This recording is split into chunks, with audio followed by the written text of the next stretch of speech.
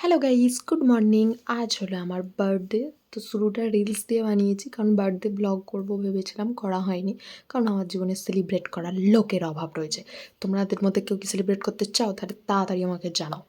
আমার জীবনে এটা খুবই দুঃখের কাহিনী। যাও, কোনো রকমে একটা বন্ধু পেয়েছি, তো তাকে নিয়েই সেলিব্রেট করে, সে সেলিব্রেট করেছে।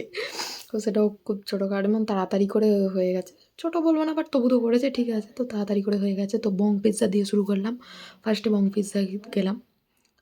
তো থালি অর্ডার করবো, মাটন থালি ছিল না, তো পিৎজাই খেয়ে নিলাম। পিৎজাতে যেহেতু এসেছি, বুঝতেই পারছো আমার ঘাড় ভেঙে, উফ কী কষ্ট। তো ঠিক আছে, এর মধ্যে অনেকগুলো ঘটনা ঘটেছে, কিন্তু সেগুলোর ছবি তোলা হয়নি। কেক কাটিংয়ে মানে ঠিকভাবে করা হয়নি, ভিডিও প্রপার ছবি তোলা হয়েছে। আমি তো রিলস পাগল, রিলস করতেই ব্যস্ত। তবে এদের পিৎজাটা কিন্তু দারুণ ছিল। আমার খাওয়াটা দেখে নিশ্চয়ই তোমরা বুঝতে পারছো কতটা জুসি, চিজি, আহা অমৃত। আমার কিন্তু পিৎজা খেতে খুব ভালো লাগে। আর যদি সেটা একটু এক্সট্রা চিজেস হয় তাহলে তো কথাই নয়, দারুণ। তো শুধু আমার পিৎজা খাওয়া দেখবে, কেক খেতে হবে না। চলো চলো চলো, তাড়াতাড়ি চলো। This is cake cutting video. দেখি বুঝতে পারছো কতটা খারাপভাবে হয়েছে। রেস্টুরেন্টে করলে ভালো হতো, বাট ফাঁকা ছিল প্রথমে।